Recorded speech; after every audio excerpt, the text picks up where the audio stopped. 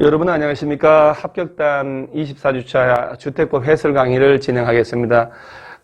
여러모로 코로나 때문에 힘드실 텐데 조금만 견디시면 됩니다. 아마 다음 주부터는 정상적으로 수업도 진행하고 다 할 것 같은데 조금만 견디시고요. 화이팅 하시기 바랍니다. 뜻이 있으면 길이 있습니다. 자, 제가 지금 처음 촬영할 때 이걸 마스크를 끼고 다니는데 지금 스튜디오에는 아무도 없어요. 그래서 제가 요 수업을 할 때만 잠깐 벗겠습니다. 요걸 찍을 때. 그리고 강의할 때도 이게 마스크 없이 해야 학생들이 더 전달이 잘 돼요. 말하는 것도 들리고. 자, 요게 지금 주택법인데 오늘 배우는 20개 주제를 정말 오늘 완벽하게 정리를 복습을 한번 해보세요. 주택법만 하루만 투자해서 토요일이나 일요일 하루만 투자해서 5번 반복하시면 7개 중에 6개 맞출 수 있습니다. 그래서 공법은 짧은 시간에도 점수를 올릴 수 있는 과목이라는 거 아셔야 돼요. 자, 옳은 것은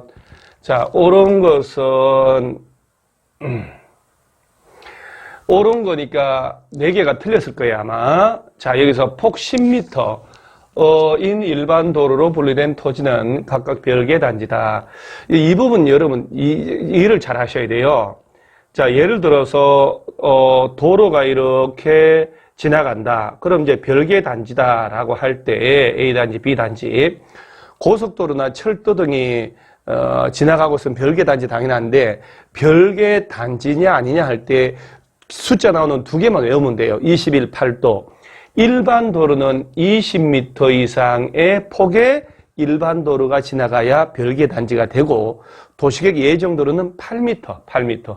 8도, 도시계획 예정도로 8도 21. 그러면 폭이 10m의 일반 도로가 지나가고 있으면 20m가 안 되잖아요. 그럼 별개 단지가 될 수 없고 같은 단지가 될 수밖에 없다는 것. 그래서 1번은 10m가 아니고 20m 이상의 일반 도로 지나가야 별개 단지 돼요. 여러분 아시겠어요? 일반 도로는 폭이 20m, 도시계획 예정도로는 8m 이상 폭이 지나가야 별개 단지 된다. 이렇게 수업을 들으면서 정확하게 외워버리세요. 외우는 게 제일 좋습니다.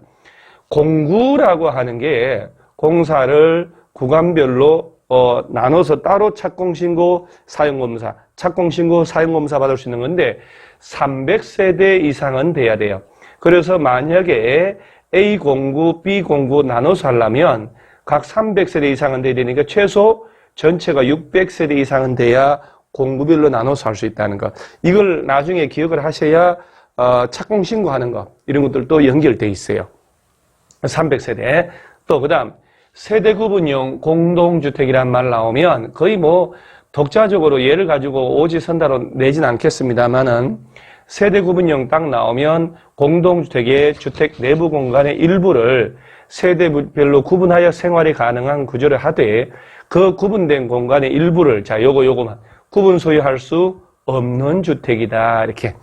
그러니까 아주 간단하게 내가 이제 아파트 방 4개짜리 가지고 있는데 5개짜리 가지고 있는데 그 중에 이제 방 하나나 2개를 별도로 현관 만들고 주방 욕실 만들어서 세를 준단 말이에요. 그럼 내 공동주택 아파트의 방 1개 내지 2개를 별도로 공사해서 세를 주는데 그 부분을 별도로 구분 등기 한다고 그러면 별개의 권리 객체되니까 말이 안 되는 거예요. 세대 구분형 공동주택 나오면 구분 소유할 수 있는 없는 이런 포인트를 딱 한번 제대로 알면요 공부 안 해도 돼요 다음부터. 자, 500세대인 국민주택 규모의 원룸형 주택은 도시형 생활주택이라 하면 여러분 지금도 도시형 생활주택이라 하면 했을 때 몇 가지가 머릿속에 쭉 이렇게 외워져야 되는데 아직도 이걸 암기 안 하고 있단 말이에요. 예를 들어서 도시형 생활주택이라 그러면 300세대 미만의 도시지역에 건설하는 국민주택 규모에 해당하는 원룸형 주택, 단지형 연립, 단지형 다세대를 말한다 하고 툭툭툭툭 나와줘야 돼요. 이걸 생각을 하고 있을 때가 아니거든 사실은요. 지금 때가 때인지라 벌써 11월 또는 1월 달부터 계속 한 건데. 그리고 원룸형 주택으로 할 때는 전용 면적 50 이하로만 지어야 되는데 원래 하나의 공간이지만 30 이상으로 지을 때 9평 이상이면 2개 공간으로 구분할 수 있다. 50, 30, 2개 면적 딱 외워놓고 그리고 쭉 가야 되는 거예요. 따라서 500세대인데 도시형 생활주택이 될 수는 없지요. 자, 5번에 국민주택 규모란 요건 뭐 우리가 반드시 외워놔야 되지요. 주거 용도로만 쓰는 전용 면적이 단독은 호, 단독주택으로 지을 때는 호라고 하고 공동주택으로 지을 때는 세대라고 한단 말이에요. 전용 면적 얼마 이하? 85, 이거 60으로 바꾸면 안 돼요. 이하인 주택인데 수도권을 꼭 명심 제외한 도시지역이 아닌 읍면에서는 호당 세대당 100제곱미터 이하인 주택을 말한다. 그러니까 국민주택 규모라는 개념도 안 외우고 있다. 내 입에서 안 나온다 하면 돌아보세요. 그리고 점수가 안 나온다고 한탄하고 있으면 안 되잖아요. 이때 단독으로 지을 때 호라고 하는 것은 바닥 면적에서 뭐 본 건물과 분리된 화장실, 창고 이런 면적, 지하실 다 제외하고 면적이고 공동주택으로 지을 때는 외벽에 내부선을 기준으로 한다. 복도 계단 등의 공용 면적은 다 제외하고 외벽의 중심선이 아니고 내부선. 그래서 이런 개념들은 최소한의 7문제 중에 2개 정도 나오거든요. 주는 문제예요. 주는 문제. 자, 그 다음에 도시형생활주택. 그래서 아까 개념 쭉 나와야 된단 말이에요.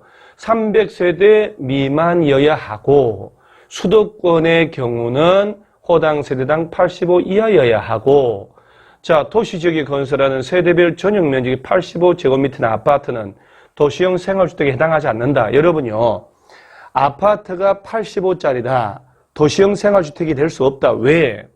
자, 도시형 생활주택은 원룸형 주택, 단지형 연립주택, 단지형 다세대주택. 자, 얘들은 어차피 연립 다세대잖아요. 아파트가 아니고. 그러면 이 원룸형 주택은 그럼 원룸으로 지을 때 건축물 대장의 용도, 등기부 표제부의 용도가 올라가야 되잖아요. 그러면 원룸은 뭘로 올라갈까? 원룸을 지을 때 4계층 이하인데 바닥 면적 전체 합계가 660 이하이면 원룸을 지을 때 이하면 얘가 다세대고 610 초과면 연립이에요. 만약에 원룸을 짓는데 5계층 이상 6층, 7층으로 짓는다. 그럼 얘는 아파트야. 아파트로 대장을 만들고 등기를 해야 된단 말이죠. 이럴 때 원룸으로 지을 때 아무리 커도 50 이하로 해야 되는데 따라서 85짜리 아파트는 원룸에도 낄 수 없고 연립 다세대도 될 수 없기 때문에 얘는 도시형 생활주택으로 지어질 수 없는 것이다. 이렇게 되는 거예요. 정확하게 아셔야 돼요. 기출문제 중에 이 지문 정말 괜찮은 지문이었거든요. 도시형 생활주택에는 분양가 상한제를 적용하지 않습니다. 꼭 기억을 하세요. 그 다음에 준주거 지역하고 상업지역, 준주거 상업지역에서는 도시형 생활주택인 원룸하고 도시형 생활주택이 아닌 주택 한 세대는 하나의 건축물 같이 건축할 수 없다가 아니고 있다. 도시형 생활주택인 원룸하고 그 밖의 주택을 같이 지을 수 있다. 준주거 상업은 가능하다. 이렇게. 따라서 이런 것들은 아주 기본적인 문제. 자, 요거 내 정리할게요. 다시 한번. 아직 시간 많으니까. 도시형 생활주택은 300세대 미만, 국민주택 규모에 해당하는 주택으로 도시지역에 건설하는 3가지를 말한다.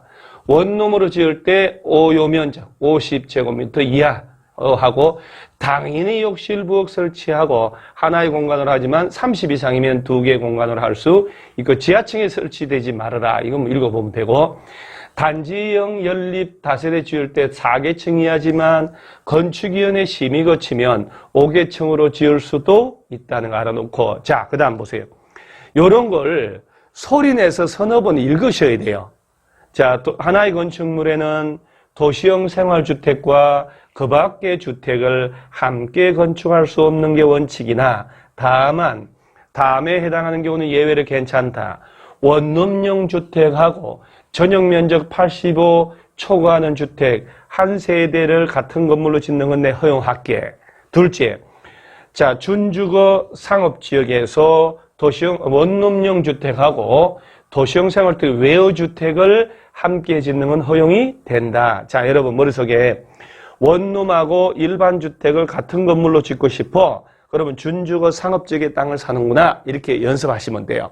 그래서 요 정도는 아유 지금 와서 뭐 이걸 못 외웠다 이러면 안 되거든요. 그럼요. 당연히 외워주고 있어야죠. 자, 원룸용 주택의 요건으로 틀린 것은 이런 것들은 거의 다 무현직이죠. 50 또는 30 여기서. 그럼 객관식에서 욕실 부엌 설치하지 말아야 한다. 이렇게 내겠냐고요. 전용 면적 20이니까 30이 안 되잖아요. 하나의 공간으로 해야 되고 40이면 30 넘잖아요. 그러면 두 개 공간으로 구성할 수 있다. 40 이상인 경우에는 두 개의 공간으로 구성할 수 있다. 그러면 안 돼. 그럼 틀려요. 40인 경우니까 30 이상이잖아요. 그러면 두 개의 공간으로 구성할 수 있습니다. 60은 될 수 없죠. 자, 그 다음에 주택. 자, 요건 지금 주택법이에요, 여러분. 자, 우리가 건축법 시험인지 아니면 주택법 시험인지 이걸 이제 구분해야 된단 말이죠. 건축법에서는 건축물의 용도가 29가지 대장을 다 망라해야 되기 때문에 건축법에서는 주택이 단독주택이 있고 공동주택이 있잖아요. 그러면 단독은 종류가 몇 가지냐? 건축법에서 단독주택이 단독, 다중, 다가구, 공간. 공동주택은 아파트, 연립, 다세대, 기숙사. 아연, 다기, 단다, 다공. 그런데 얘는 건축법. 그런데 여기서 공간하고 기숙사는 일반에게 공급하는 게 아니기 때문에 주택법에서는 단독주택은 3가지. 단독, 다중, 다가구 요 3가지. 공동주택도 아파트, 연립, 다세대 3가지만 해당한다는 거 반드시 구분하셔야 돼요. 두 개 명심하세요. 이게 문제가 건축법 문제인지 주택법 문제인지 막 풀면 안 돼요. 막 풀면. 그래서 시험은 책형에 따라서 건축법이 먼저 나올 수 있고 주택법이 먼저 나올 수 있다는 거 40문제 중에 주택법. 자, 다중주택은 맞다는 거. 기숙사는 해당하지 않고 준주택이잖아요. 따라서 정답은 5번이 되죠. 자, 그 다음에 등록사업자 옳은 것은 자, 등록 20 만 이상 할 때 20만 이렇게 외우는 거예요. 단독을 20호 이상, 공동을 20세대, 20세대 이상 짓거나 대지를 만 이상 건설할 때, 도시형 생활주택은 30세대 이상을 지을 때. 자, 꼭 명심할 점은 국토교통부 장관 찾아가서 여러분 외울 때 국장 그러는데 그거 기억 오래 안 가요. 항상 정석으로 하셔야 돼요. 정석으로. 우리 모든 기출문제 분석해 보세요. 기출문제는 서술식으로 글로 나고 문장으로 나와요. 대가리 따서 외우는 것은 단순한 거, 건축법이나 이런 주택법 같은 것들. 그리고 막 그림으로 막 하는 게 아니라 항상 문장을 외우셔야 돼요. 문장을. 제가 그래서 끊임없이 문장 속에서 익숙하고 암기하라고 하는 거예요. 정석대로 하셔야 돼요. 국토교통부 장관인데 시도지사한테 등록하라 이러면 안 된다는 것. 자, 자본금이 3억, 개인은 6억 이상, 기술자 한 놈, 적정한 사무공간 확보하고 그 다음에 등록업자의 결격 사유가 있는데 우리 도시개발조합의 임원의 결격 사유하고 중복되는데 등록이 말소되고 2년이 경과되지 않으면 등록 못한다는 건 딱 외워놓고 그 다음에 이 등록업자 중에 거짓 그 밖에 부정하게 등록을 했거나 등록증을 대여등을 했다면 그 등록을 말소하여야 한다. 이렇게 하는 거. 요 정도 말아놓으면 돼요. 그 다음에 또 특히 국가나 자치단체나 LH나 지방공사라든가 공익법인이 주택 건설을 한다. 야들은 등록할 필요 없다는 거 반드시 기억하셔야 돼요. 특히 LH나 지방공사 얘들은 등록한다 안 한다? 안 한다. 그 다음에 주택조합이든 고용자든 등록업자와 공동으로 시행할 때도 별도로 등록해야 된다 그러면 안 된다는 거. 그때도 등록할 필요가 없다. 이렇게 이 정도만 기억하면 돼요. 옳은 것은 봐요. 리모델링 주택조합이 구성원의 주택을 건설할 때 등록업자와 공동으로 리모델링인데 왜 집을 지어요? 그 다음에 등록 말소 처분을 받은 등록사업자는 처분 전에 사업계획 승인받은 경우라도 그 사업 계속할 수 없다. 이건 계속할 수 있죠. 사업계획 승인받아서 아파트 짓다가 등록 말소 영업정지를 막 먹었다. 그러니까 짓던 건 계속하라는 얘기예요. 할 수 없다가 아니고 할 수 있다. 토지 소유자가 등록업자와 공동으로 주택사업 시행하는 경우로 토지 소유자와 등록사업자는 공동사업주체로 추정이 된다가 아니고 본다라고 간주 규정이다. 뭐 이건 시험에 낸 거기 때문에 한번 읽어 놓는 거지. 실전에서는 뭐 조금 유치하죠. 그 다음에 사업주체가 LH면 등록할 필요가 없습니다. 당연히. 자, 주택건설 공사를 도급받아 시공하고자 하는 자는 주택건설 사업 시행하고자 하는 자에 해당하므로 등록 업무가 없다.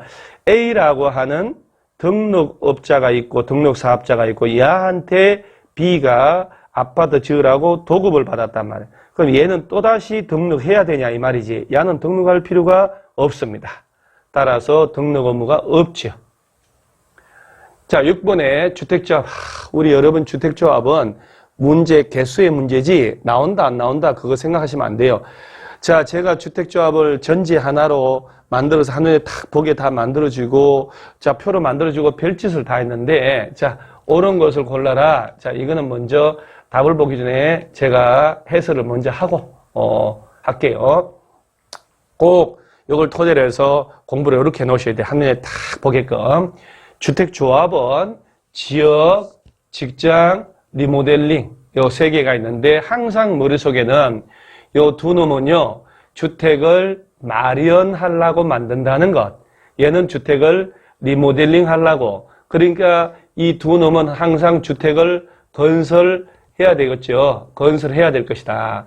얘는 건설하는 게 아니고 리모델링 한다. 여러분 제발 지역 직장 두 개 하고 리모델하고 구분해서 공부를 해 놓으셔야 돼요. 내 집 마련하려고 조합원이 되는 것이고 집 있는 사람, 아파트 가진 사람들이 15년 이상 지나간 거 리모델링 하려고 만드는 거예요. 그러니까 조합 설립할 때 내는 서류가 좀 다를 수밖에 없지. 얘는 이제 80% 이상 사용권, 15% 이상 소유권 확보했다는 서류가 들어가야 되지만 얘는 구분 소유자 동의서가 들어가야 되는 거예요. 차이점이. 한 동만 한다 그러면 3분의 2 동의.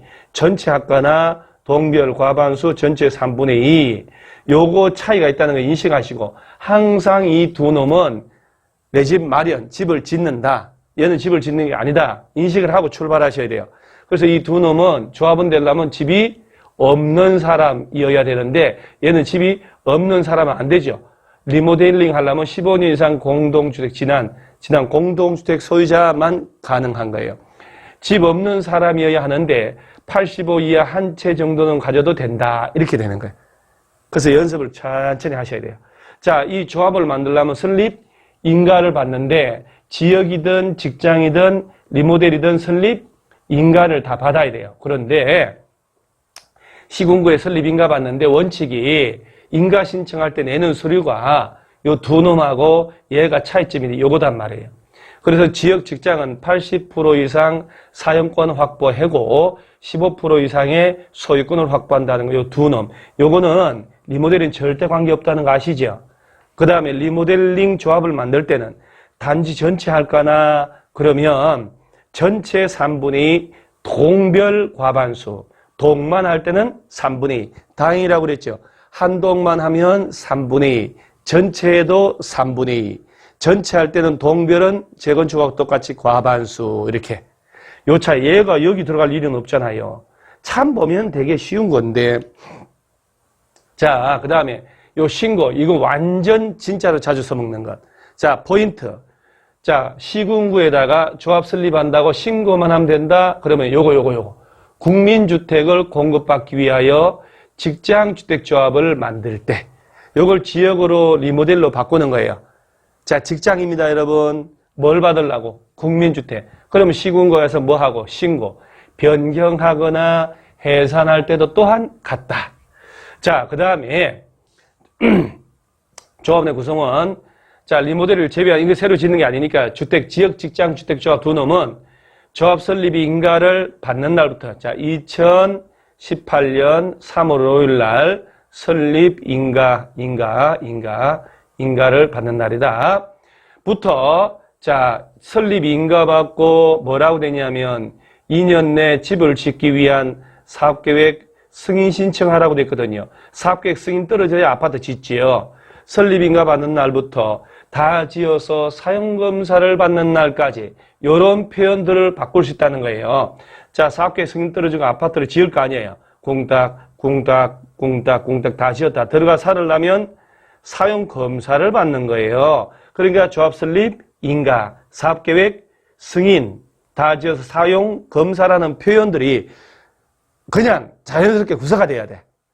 그 조합 설립 인가 받는 날부터 사용검사 받는 날까지 계속해서 다음 요건을 충족하라는 얘기에 이렇게 건설 예정 세대수의 자 300세대 지을 예정인 땅이면 50% 150명 이상의 조합원으로 구성해야 되고요. 그 다음 임대주택으로 짓는 거는 빼요. 임대주택을 100세대 지으면 뺀 200세대 50% 100명 이상 확보하고 최소 20명 이상 유지가 돼야 돼요. 그래서 요 요건은 조합 설립 인가 받는 날부터 사업계 승인받아서 아파트 다 지어 사용 검사 받는 날까지 예정 세대수의 50% 이상 조합은 유지하고 최소 20명 이상 확보돼야 된다는 얘기예요. 요걸 얘는 쉬워요. 쉬운데 요런 표현들을 내 입에다가 좀 달아야 된다는 얘기예요. 여러분 제발 귀찮아하지 말고 입으로 떠들고 손으로 써보세요. 그러면 외워진다니까요. 그리고도 금방 잊어먹잖아요. 우리 또 정말 잘하는 게 잊어먹는 거 아닙니까? 잊어먹는 거 하고 뭐 수업 시간에 조는 거 또 잘하는 거죠. 잠깐 시간 나면 또 간식 먹는 거 이것도 잘하잖아요. 그 대신에 입으로 좀 떠들어 주시라. 자, 조합원의 자격. 자, 지역주택조합원의 자격 3가지. 이런 것들은 실무상에도 필요하단 말이에요. 자, 조합 설립 인가 신청일. 인가일이 아니야. 조합주택의 입주일이 아니고 입주 가능일까지 다 지어서 집을 가지고 있지 않거나 전용 면적 85 이하 한 채 소유한 세대주여야 하고 집 없는 사람이거나 있어도 좋아. 85 이하. 자, 같은 지역에 6개월 이상 거주하여 온 자이고 그 다음에 같은 또는 다른 지역 직장 조합원의 이중적 지위가 없었어야 돼요. 요거 이제 지역. 직장도 똑같아요. 여기에 해당하는 자. 그러니까 직장도 여러분, 자, 직장주택 조합원이 되려면 85 이하 한 채 가져도 되나요? 되죠. 그런데 국민주택을 공급받기 위한 직장주택 조합의 조합원 될 때는 전원이 주택을 소유하고 있지 않은 세대주여야 합니다. 국민주택은 무주택자에게만 공급하려고 만든 제도거든요. 국민주택 공급받기 위한 직장주택 조합의 조합원 될 때는 집 하나라도 85이라도 가지고 있으면 안 됩니다. 그 다음에 같은 국가기관, 지자체, 법인의 건물을 해야 되니까 직장. 여기 다닐 직장이 없으면 이쪽으로 가야죠. 지역으로. 그 다음에 또 중복된 조합원 집이 없어야 되고. 자, 리모델링은 당연히 공동주택의, 복리시설의, 공동주택의 소유자여야 하죠. 당연한 일이죠. 자, 그 다음에 여기 제일 중요한 것 중에 하나. 조합원 교체 신규가 여러분, 리모델링 주택조합은 조합 설립 인가 이후에도 리모델링 대상 아파트를 팔면 사는 사람이 조합원 자격 승계를 받으니까 사고 팔고 대상이 금지 대상이 아닐 수밖에 없어요. 전혀 관계없어요. 그런데 지역 직장은 문제가 된단 말이에요. 지역이나 직장 두 놈은 조합 설립 인가 받은 후 이런 표현들 좀 알아놔야 돼요. 조합 설립 인가 받은 후에는 교체하거나 신규로 가입하게 할 수 없다는 것. 예외로 뭐 추가 모집에 승인받았다. 조합원이 사망으로 결혼이 생겼다. 그럼 충원해야지. 그때는 인정을 해요. 그 다음에 또 조합원의 일부가 탈퇴를 해서 예정 세대수 50% 미만 됐다. 요거 숫자 바꿀 수 있지요. 자, 전산 조회했더니 무자격자로 판명돼서 자격 날라갔다. 또 사업계획 승인 등의 과정에서 예정 세대수가 바뀌어가지고 조합원 수가 변경된 세대수 50% 미만 됐다. 요런 사유가 있다면 여러분 조합 설립 인가 받은 후에도 교체하거나 신규 가입하게 할 수 있다는 얘기예요. 원래는 안 되지만 요런 사유가 있으면 된다는 얘기예요. 자, 그러면서 조합원 추가 모집했잖아요. 조합은 추가 모집 따른 주택조합 변경해 됐으니까 변경인가 신청해야지. 요거는 사업계획 승인 신청까지 해줘야 돼요. 그러니까 조합 설립인가 사업계획 승인, 조합 아파트 지으려고 건축허가 받는 게 사업계획 승인이에요. 사업계획 승인. 사업계획 승인 신청까지 변경인가 신청해줘야 돼요. 그 다음에 주택조합은 설립인가 받은 날부터 2년 내에 꼭 명심하셔야 돼요. 사업계획 승인 신청을, 리모델링은 리모델링 허가 신청해야 돼요. 자, 그 다음에 설립인가 임의적 취소. 시군구는 주택조합이나 조합 구성원이 다음에 해당하는 경우는 설립인가 취소하여야 한다가 아니고 취소할 수 있다. 주택법 임의적 사항이라는 거 꼭 기억을 하고요. 거짓 그 밖에 부정하게 설립인가 받았거나 이 법에 따른 명령 처분 위반했다. 그러면 인가를 취소하여야 한다. 할 수 있다. 할 수 있다. 자, 그 다음에 임원의 결격 사유 중에 우리 다 아는 것들인데 꼭 명심을 다 똑같아요. 이것들. 선고 유예를 받고 그 유예 기간 중에 있다. 원래 무죄인데 워낙이 사고가 많으니까 선고 유예 기간 중에 있는 사람은 조합은 할 수 없다 하고 주택법에서만 요거 인정을 하는 거예요. 요거 주택조합에서만요. 꼭 명심하시고. 그 다음에, 총회 의결할 때 조합은 100분의 10 이상이 출석하는데 창립총회를 하거나 여러분 머릿속에 돈 관련된 거 있죠. 자금, 돈. 그 다음에 임원 짱 뽑고 조합 날려버리고 이거 얼마나 중요한 거예요. 이거 돈이고. 그 다음에 시공자 선정하고 요건 뭐 자꾸 읽어야 돼요. 요런 걸 결정할 때는 20% 이상 직접 출석해야 됩니다. 규약을 변경하는 것도 엄청 중요하니까 돈, 짱 뽑고 조합 날려버리고 시공자 선정하는 거. 조합 짱 뽑고, 그 다음, 이거 날려버리고, 조합 해산, 결의, 조합 날려버리고, 규약 변경, 시공자, 건설회사 선정 아닙니까? 할 때는 얼마 출석? 100분의 20. 자, 조합 모집할 때, 지역 직장주택 설립 인가 받으려면 조합원을 모집해야 될 거 아니에요? 공개 모집해야지, 신문에 내서. 이때 50% 이상 해당하는 사용권을 확보, 80%가 아니에요? 시군구에다가 모집한다고 신고하고 공개 모집을 한다는 것. 자, 변경할 때도 또한 갔는데 그 다음에 공개 모집 이후에 조합의 사망, 자격상실, 탈퇴 등으로 이런 결혼을 충원해야 되겠다. 미달된 조합원을 재모집할 때는 신고하지 않고 선착순으로 모집할 수 있습니다. 자, 지금 보는데 요 정도 보다가 또 줘라, 딴지대. 그러면 안 됩니다. 어깨 이렇게 하면서 다시 집중하셔야 돼요. 입으로 떠들면서 하셔야 돼요. 자, 그 다음에, 자, 모집 주체는 주택조합 가입 신청한 자가 가입을 신청할 때 납부하는 일체 돈을 금융기관에 예치기간에 예치하고 가입 신청한 자는 예치한 날부터 30일 내에 가입에 관한 청약에 처리할 수 있고 뭐 서면으로 해야 되니까 내용을 발송한 날에 효력 발생하고 그러면 7일 내에 모집 주체는 금융기관 가서 돈 반환해 주세요 요청하고 그럼 요청부터 10일 내에 계좌로 보내줘야 돼요. 자, 그 다음 요건 좀 주의. 날짜 이런 거는 뭐 물어볼 리는 없으니까 모집 주체는 주택조합 가입 신청한 자에게 청약 철회를 이유로 위약금, 손해배상을 청구할 수 없다는 거 알아놓고 그 다음에 요건 꼭 기억을 하셔야 돼요. 자, 이번에 주택조합 발기인은 조합원 모집 신고가 수리된 날부터 조합원 모집한다고 신고하잖아요. 2년 된 날까지 조합 설립 인가를 받지 못하면 총회 의결 거쳐 사업의 종결 여부 결정해야 돼. 자, 조합원 모집한다고 신고하고 몇 년 내 조합 설립 인가를 못 받으면 2년, 조합 설립 인가 2년. 자, 그 다음에 1번. 주택조합은 조합 설립도 인가를 받았지요. 그때부터 3년 되는 날까지 사업계획 승인을 받지 못하면 총회 의결을 거쳐 해산 여부를 결정한다. 자, 사업계획 승인 3년 보세요. 발음 비슷하잖아요. 사업계획 승인 못 받았다. 3년. 조합 설립 인가 받고 3년 되는 날까지 사업계획 승인 못 받으면 해산하자. 신고하고 2년 된 날까지 조합 설립 인가 못 받으면 사업 종결 여부 결정하자. 이렇게. 조합 설립 인가 어차피 숫자가 시험 나오니까 조합 설립 인가 못 받았다 그러면 이거 사업계획 승인을 못 받았네. 사업계획 승인 3년. 딱 그렇게 기억을 하세요. 자, 그리고 요 정도 최소한 요 정도는 두세 번 읽고 우리가 문제를 한번 풀어봐야 돼요. 이거 얼마나 중요한 주제인지 진짜 자, 이제 문제를 한번 풀어볼게요. 자, 주택조합. 옳은 것은, 자, 국민주택을 공급받기 위하여 설립한 직장주택조합이 해산한다. 인가. 자, 여러분, 신고 대상이면 변경 해산도 신고합니다.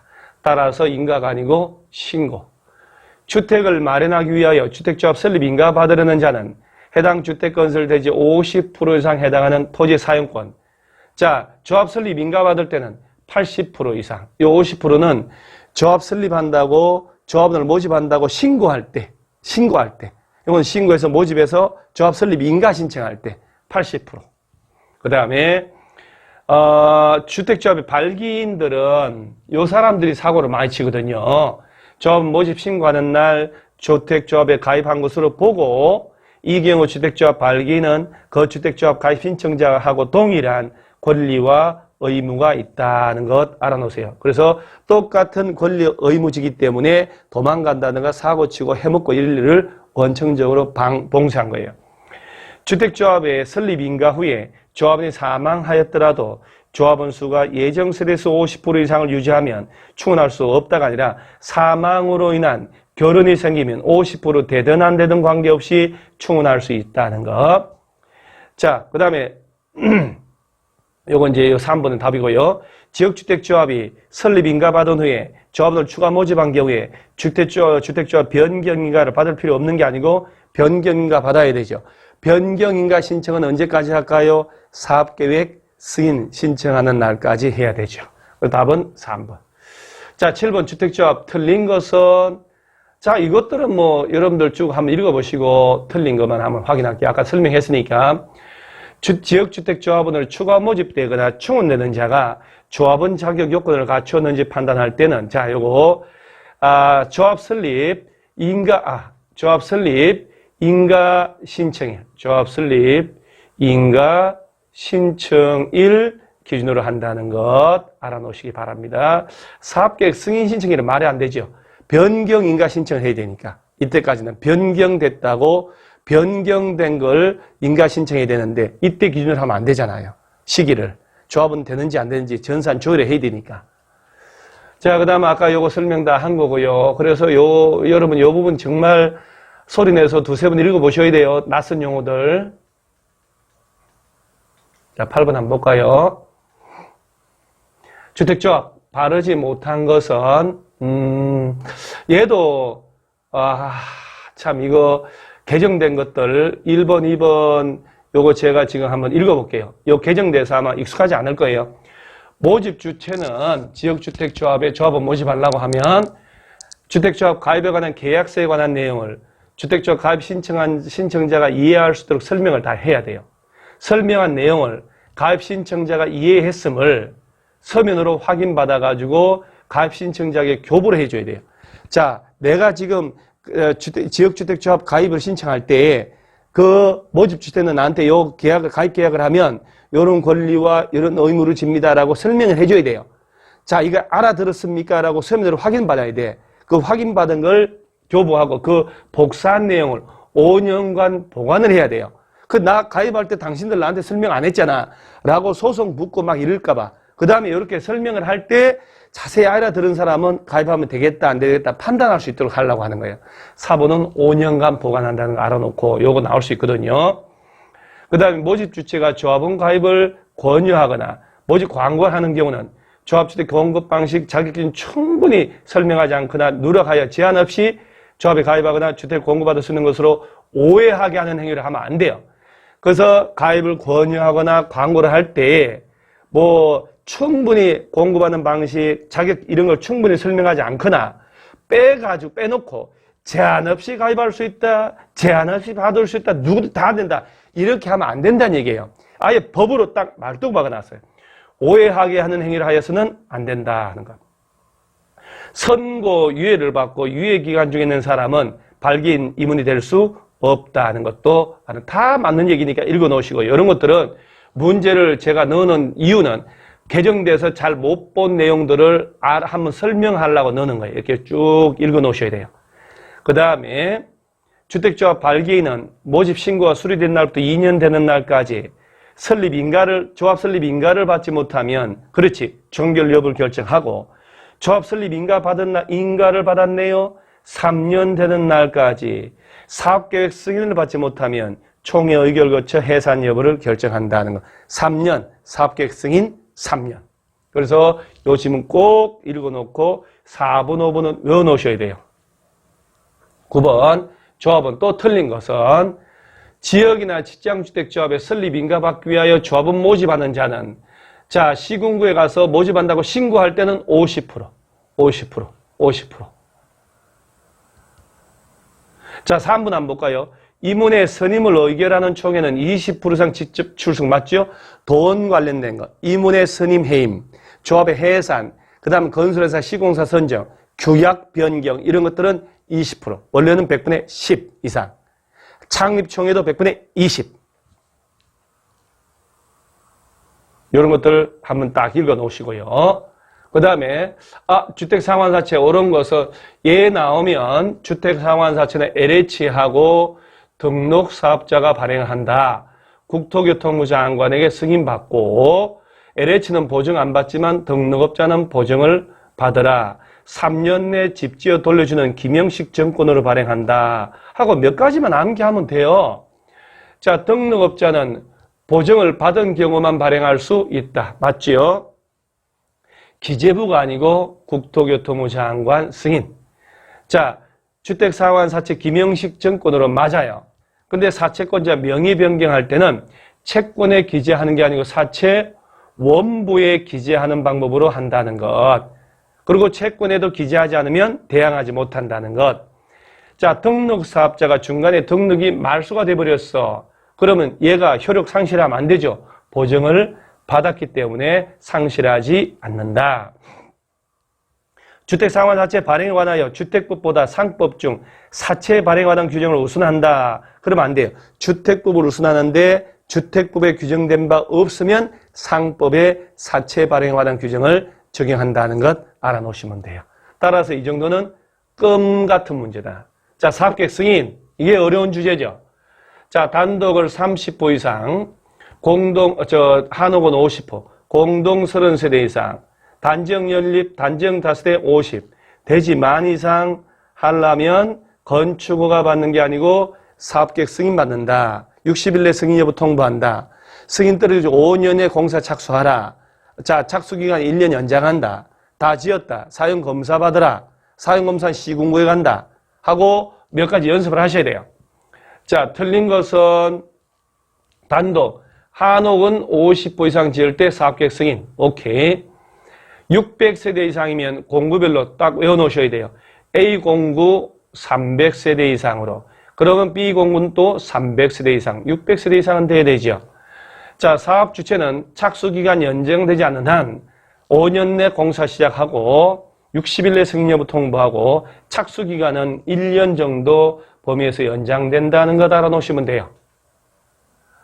자, 이 문제가 실제 시험 나온 케이스 문제를 제가 살짝 색깔을 바꾸어서 응용을 해서 갑이라고 하는 건설회사 사업 주체가 을로부터, 자, 인천시면 인천시장한테, 부천은 부천시장한테 주택을 건설한다고 공구별로 분할하여 한다고 사업계획 승인받았다는 얘기는 600세대 이상이라는 얘기죠. 틀린 것은 을이 사업계획 승인권자예요. 을이. 그러니까 서울시장, 인천시장이라는 얘기거든.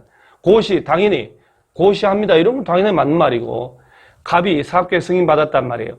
갑이 최초로 공사 진행하는 공구, 외 공구에서 단지에 대한 최초 착공 신고부터 2년 지났음에도 공사 시작하지 않으면 을은 사업계획 승인 취소할 수도 있어요. 자, 600세대 이상을 지을 때 먼저 A 공구를 300세대 먼저 지을게요.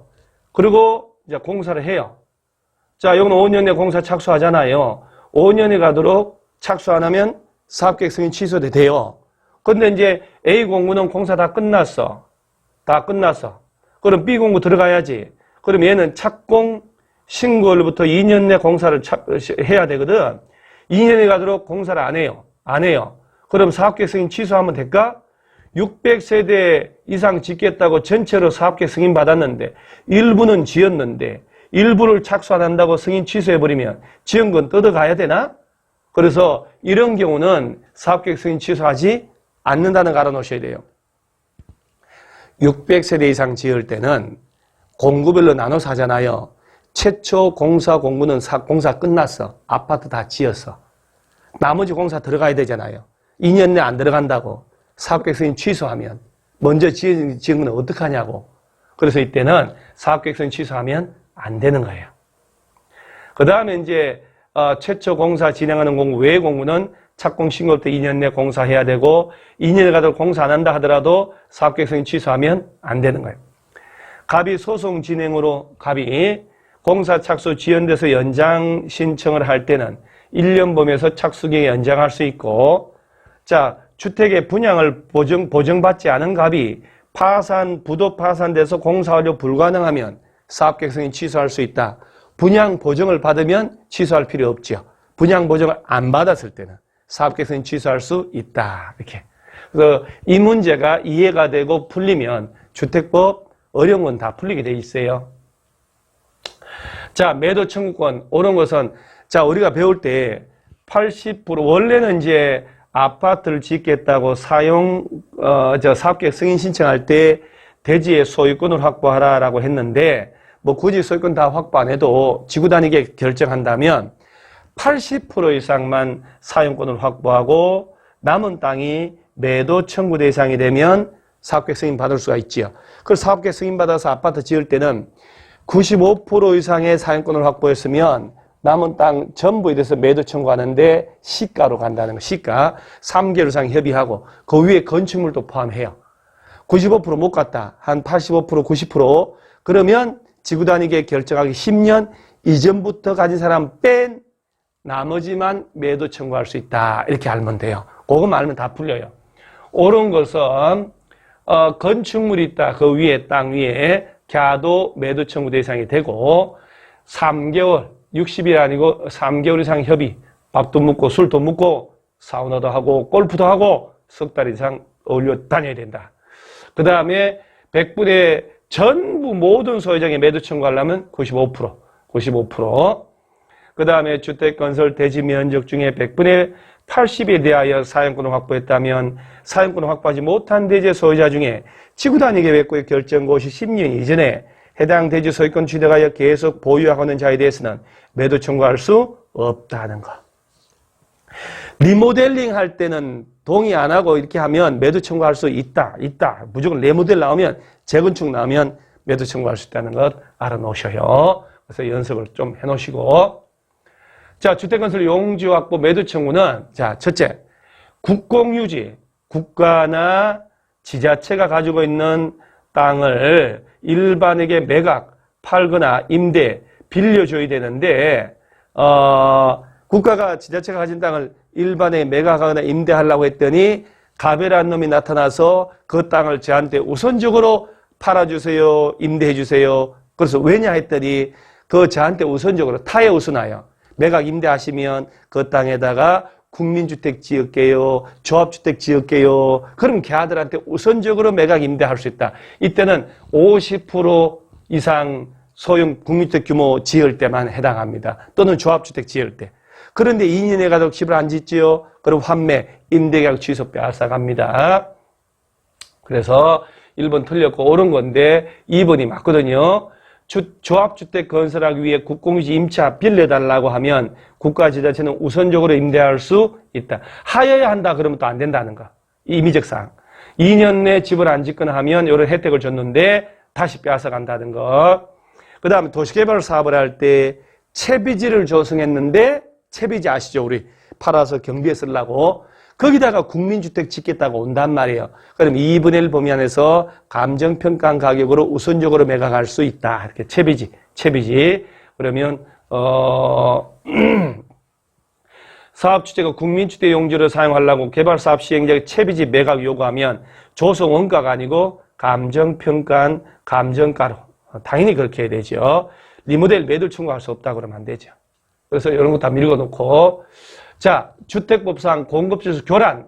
방지하기 위해 금지된 대상 행위가 아닌 것은 그 조합원의 자격을 주택상환사채, 청약통장, 입주자 저축증서, 철거민 딱지 같은 거 매매 증여하지 마시라. 광고하지 말고 알선하지 말고 상속받는 거나 저당은 괜찮다. 이렇게. 상속 저당은 괜찮다. 이렇게 외우는 거예요. 이런 건 공급지로서 교란이니까 기본적으로 알 것이고, 투기과열지구 나오면 여러분 저 투기과열지구 지정권자는 이거 꼭 외워놓으셔야 돼요. 두 마리 치킨, 투 마리 치킨 아닙니까? 국토교통부 장관, 시도지사가 지정한다. 장관이 지정할 때 시도지사 의견 듣고 시도지사는 장관하고 협의하고, 이 투기과열지구 지정되면 기존 주택에 대한 이건 좀 다른 거네요. 기존 주택은 절대 금지 대상 아니에요. 여러분, 투기과열지구 묶이면 투기과열지구 안에서 내가 분양 신청을 해가지고 입주자로 선정이 됐죠. 그 입주자로 선정된 분양권의 지위를, 입주할 수 있는 자격의 지위, 분양받을 수 있는 분양권의 지위를, 그 분양권을 못 팔게 하는 거예요. 언제부터? 입주자로 선정된 날부터. 다 지어서 내가 잔금 치르고 내 명의로 이전 등기 마칠 때까지 기간 동안 분양권을 못 팔게 하는 거지, 기존 주택을 못 팔게 하는 거 절대 아니라는 것 알아놓으시라는 것. 바르지 못한 것, 답은 표시해놓고, 자, 2번 질문 한번 볼게요. 투기과열지구 지정됐죠? 그 동네 시군구청장은, 군수시장은 지정하고 난 다음에 너무 안정이 됐다. 지정사유가 없다고 인정하면 지정권자인 장관 또는 시도지사 찾아가서 해제해달라고 요청할 수 있는데, 요거 여러분, 시군구라고 해야 되는데, 토지 등의 소유자들이 가서 해제해달라고 요청한다고 낸단 말이에요. 주민들이 풀어달라고 그러면 안 되지. 구청장이 서울시에 가서, 군수가, 도지사, 장관 찾아가서 지정권자한테 가서 풀어주세요. 우리 안정됐네요. 할 수 있습니다. 그런데 위의 경우에 풀어달라 했더니 도지사가, 서울시장이 아니야 계속 가야 되겠어, 유지하자 그래 결정되면, 특별한 사유가 없으면 6개월 내에는 같은 사유로 해제해달라고 요청 못한다는 것도 알아놓으세요. 6개월 내에는 안 돼요. 그 다음에 주택건설 사업계획 승인, 건축허가 실직이 직전 연보다 급격하게 감소한 것에 해당해서 위축대를 누가르겠으면 투기과열지구 지정할 수 있다. 직전 연입니다. 월이 아니고. 그 다음에 투기과열지구에서 건설 공급된 주택 입주자로 선정된 지위를 세대원 전원 해외로 이주하게 되어 사업주체 동의받아 전매할 때는 전매 제한 적용하지 않는데, 자, 해외로 이주할 때, 해외로 전원 가야 돼. 그때도 다 사업주체 동의 얻어야 돼요. 자, 지방으로 발령받아 갈 때도 되는데 수도권으로 이전하는 경우는 제외된다는 것 꼭 명심. 자, A지역을 투기과열지구 지정했다. 옳지 않은 것은, 자, 특별하게 어려운 건 없는데, A지역 투기과열지구 안에 주택을 보유하고 있는 어떤 자는 투기과열지구 지정 이후에 일정 기간 주택의 전매 행위가 제한되는 게 아니고, 이건 지금 얼마 전에 관리사 시험에 나온 겁니다. 자, 입주자로 선정된 지위를 못 파는 거예요. 그 다음에 3번을 한번 보면, 사업 주체가 A지역 투기과열지구에다가 또 분양가 상한제 주택을 건설 공급한다면 그 분양가 상한제 주택을 소유권을 제3자에게 팔아먹을 수 없다고 부기등기 걸어놓게 돼 있어요. 그래서 부기등기 딱 걸려서 나오기 때문에 분양가 상한제 적용주택은 그 분양권, 주택의 전매 제한 기간 동안 못 팔게 돼 있어요. 부기등기 걸려서 오니까. 상속받는 건 어쩔 수 없이 인정하죠. A지역에서 건설 공급된 주택 입주자로 선정된 지위의 일부를 생업상 사정으로 사업주체 동의받아서 배우자 증여 허용이 됩니다. 배우자 증여하는 것. 이혼하면서 배우자에게 또 주는 것도 허용이 되죠. 사업주체 동의 받으면 동의서를 내라는 얘기입니다. 자, 주택의 전매 행위 제한. 옳은 것은 제한되는 전매는 매매나 증여는 안 되는데 상속은 이거는 금지시키면 안 되죠. 죽을 수가 없다고 말이 안 되는 거예요. 틀렸고, 투기과열지구에서 건설 공급된 주택 입주자로 선정된 지위 전매 제한 기간은 입주자로 선정된 날부터 5년간이 아니고 잔금 치르고 내 명의로 소유권 이전 등기를 마친 때까지, 그러니까 내 명의로 등기할 때까지 분양권을 못 파는 거죠. 등기하면 나의 집이기 때문에 분양권이 아니잖아요. 5년간 이렇게 내면 안 되는 거예요. 상속받아 취득한 주택으로 일부가 들어간다. 전부 들어가야 되죠. 전매할 수 있고, 전부가 이전하고 사업주체 동의 얻으면 전매할 수 있습니다. 그 다음에 사업주체가 전매행위가 제한되는 분양가 상한제 적용주택을 공급할 때 그 주택 소유권은 제3자에게 이전할 수 없음을 소유권 하나 등기에 부기등기 해줘야 합니다. 자, 전매 제한을 위반하여 주택 입주자로 선정된 지위에 전매가 이루어지면 사업주체, 건설회사 등은 전매 대금을 지급하고 그 지위를 매입하는 게 아니고, 사업주체, 건설회사가 만약에 당첨된 사람이 입주금을 냈잖아요. 5억을. 그 받은 돈의 이자, 금융비용을 합쳐서 이자를 쳐서 지급을 해버리면, 어차피 계좌는 연결되어 있으니까 지급하면 그 분양권의 지위를 사업주체가 취득한 것으로 본다 해서 자동으로 환매가 돼요. 환매. 돈 주고 매입할 필요가 없다는 거.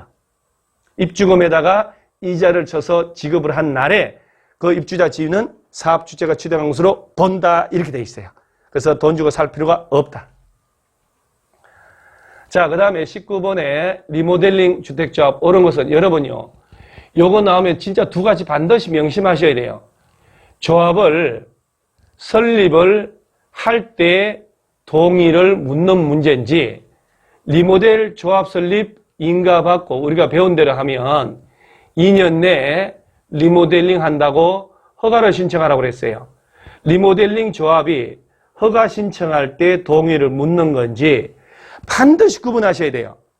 리모델 조합 만들 때는 한 동만 한다, 한 동만 하기로 조합 만들면 구분소재 3분의 2, 전체 합가나요, 동별 과반수, 전체의 3분의 2 동의 얻어야 돼요. 그런데 얘네가 리모델 허가 받을 때 한 동만 한다고 조합 만들었지, 그러면 75% 이상 동의 받아야 되고, 단지 전체 하기로 했다. 동별은 50%, 전체는 75% 이상 동의 받아야 허가를 해줘요.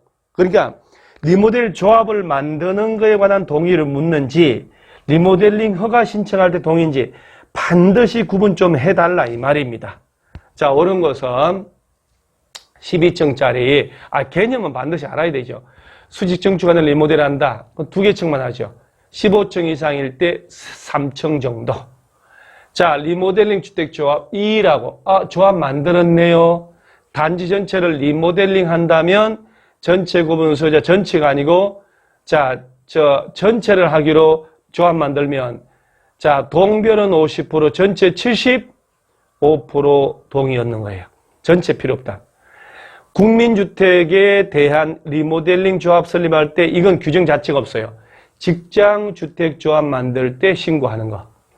자, 리모델링 주택조합이 대수선한다면, 대수선만 하면 10년. 정축을 위한 리모델을 할 때는 15년 경과함을 증명한다는 거 알아놓으셔야 돼요. 이건 10년이죠. 리모델링 주택조합이 리모델링 하려면 시군구 허가 받아야 됩니다. 자, 리모델링을 조합이 하든 입주자 대표회의가 하든 시군구 가서 리모델링 허가, 리모델링 허가, 이렇게 용어를 외우세요.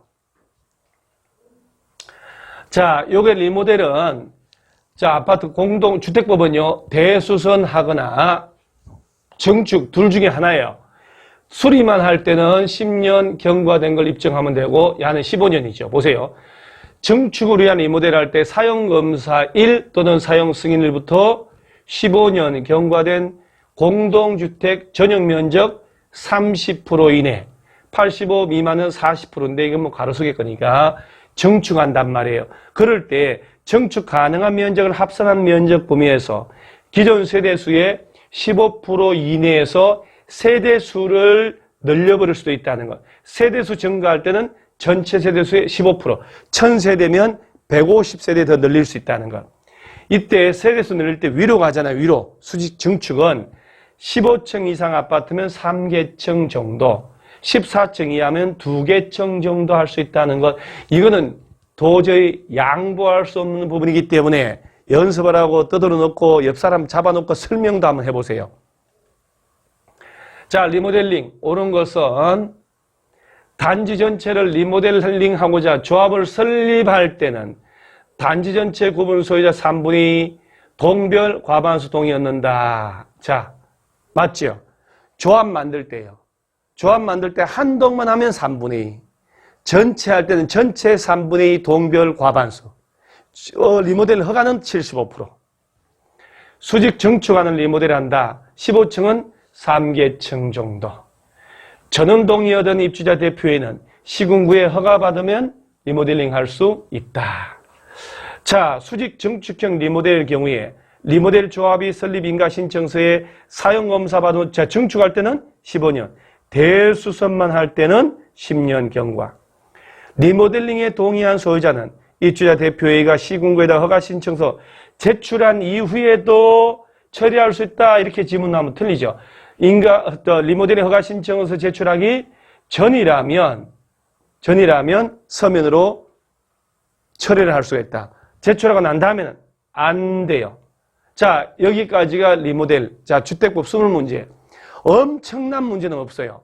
그런데 오늘 이 푸른 20문제가 여러분들이 6개 이상을 실력으로 풀었다. 답이 보이네? 그러면요, 주택법 5개 이상은 무조건 맞춥니다. 최소한 늘상 나오는 부분이거든요. 그래서 꼭 복습을 하고 복습하는 김에 주택법 전체를 오늘 5번을 보시기 바랍니다. 그냥 얼마 안 남았지만은 우리 근거 없는 자신감, 건자감이라 하지만 자신감 가지세요. 세상 뭐 별거 있나요? 나 아니면 누가 합격해? 내가 제일 똑똑해 보여? 하고 항상 자신감 가지세요. 뭐 별거 없어요. 그래서 걱정한다고 걱정이 없어지면 걱정이 없습니다. 그래서 나는 합격한다 하고 항상 머릿속에 가지시기 바랍니다. 우리 명작쌤은 항상 좋은 얘기를 해줍니다. 아, 얼마 좋아요. 내가 제일 좋아하는 그림 중에 하나 아닙니까? 그 봉황 그림하고 독수리 이 그림이에요. 그래서 여러분, 자, 오늘까지가 자, 단원별로 하는 것이고 다음 주부터는 전체에 대한 20문제씩의 합격단 문제가 나갑니다. 진정한 실력이 드러나기 시작합니다. 그래서 꾸준히 황소처럼 물소처럼 꾸준히 한 걸음씩 하다 보면 우리는 합격할 수 있습니다. 공법은 합격단이 여러분들을 도와줍니다. 구독과 좋아요 꼭 누르시고요. 그래서 여러분들 항상 하루에 3번씩 나는 합격할 수 있다라는 자신감을 표출하고 하루에 10시간 이상 공부하시기 바랍니다. 자, 수고하셨습니다.